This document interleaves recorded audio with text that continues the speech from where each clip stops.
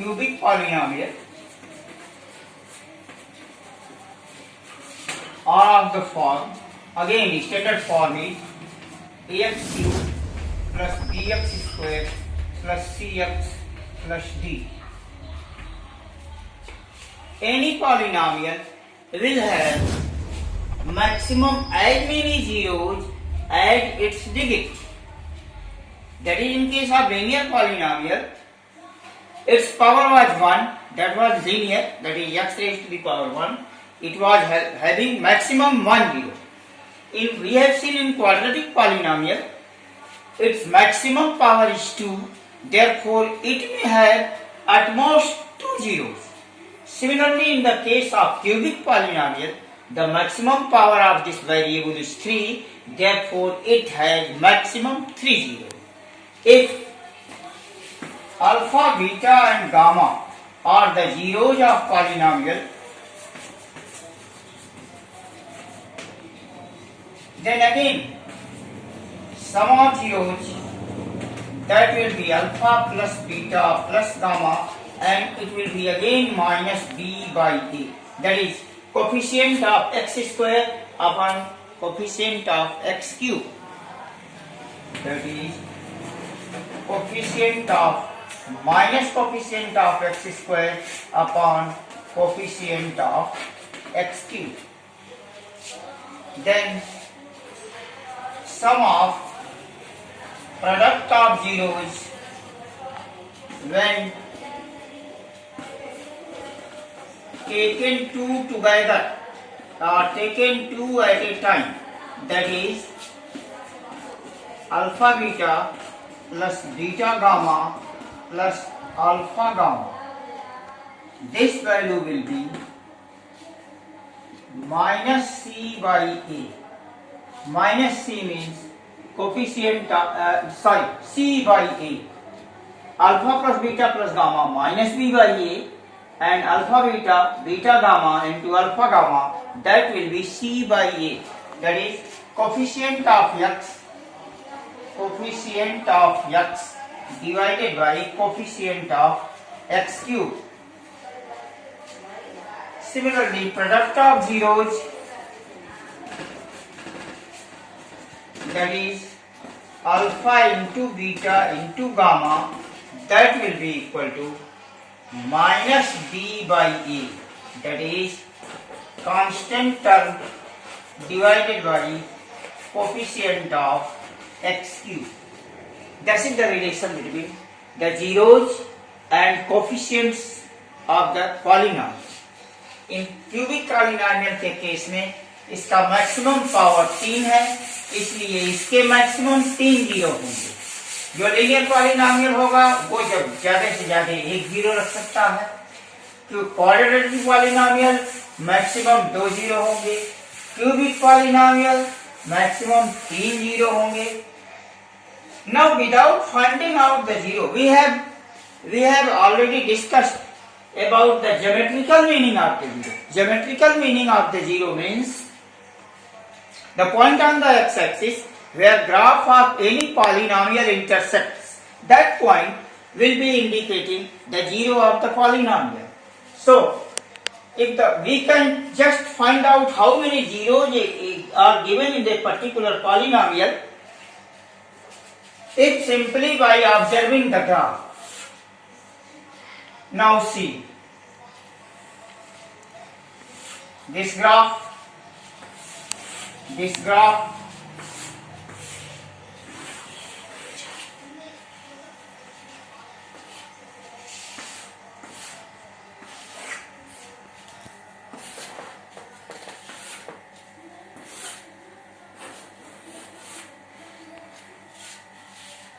are the different graphs. See here, this graph intersects the axis of x is maximum at one point. Therefore, there will be 1 0. Now it is intersecting at 2 points. Hence, there shall be 2 zeros.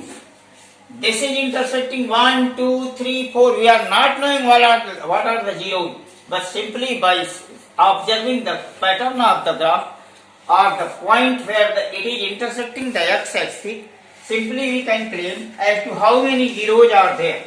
जितने जगह x axis को जितने बार कोई graph काटेगा वो point उसके zero होंगे और they can be verified by finding out geometric by calculation.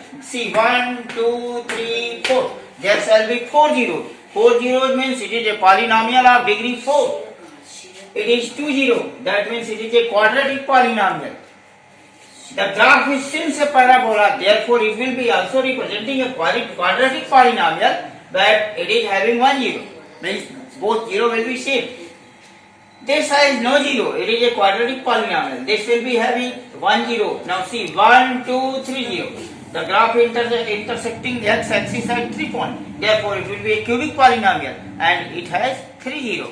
It may have 2 zeros also, but at the maximum it will have 3. So that is how simply by observing the graph of polynomial we can find out as how many zeros, how many zeros are there in the polynomial.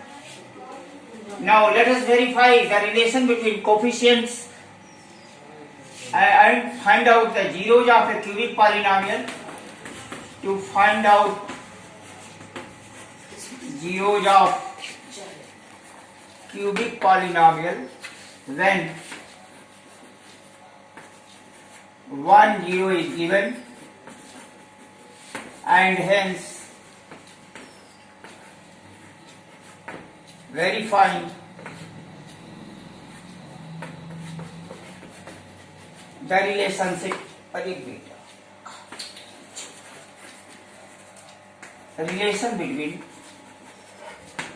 coefficients and zeros. For example, let us consider a polynomial x cube minus 3x square plus 3x minus 1.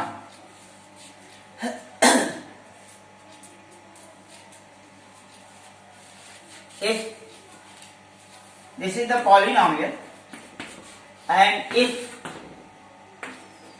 one of its zero is 1, then find other and verify the relation between coefficients and zeros. Now see, when 1 0 is given in the case of quadratic polynomial, if alpha and beta are zeros of a quadratic polynomial, this implies x minus alpha and x minus beta shall be its factor by factor theorem, that when we put alpha or beta in the quadratic polynomial, that will be at being 0. So if x minus alpha and beta are the zeros of quadratic polynomial, then x minus alpha and x minus beta shall be its factor. Applying factor theorem here, one of the zero is 1. That implies, since 1 is a zero of polynomial, that implies x minus 1 shall be its factor.